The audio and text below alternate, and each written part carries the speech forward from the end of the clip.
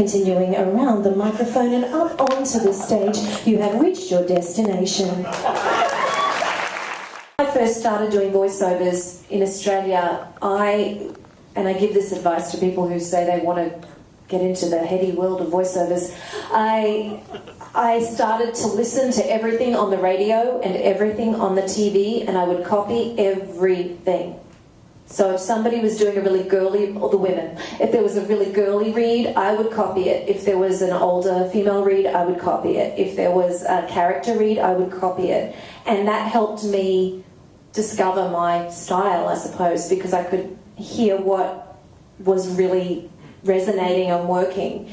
The other way is just voraciously recording yourself and listening back to it, and your ear will tell you, I hope, that it's either close to that commercial you were copying or not. And I think that's part of the craft, is really being able to have the kind of ear that can hear very fine differences between two reads. So copy everything, and that would be my advice.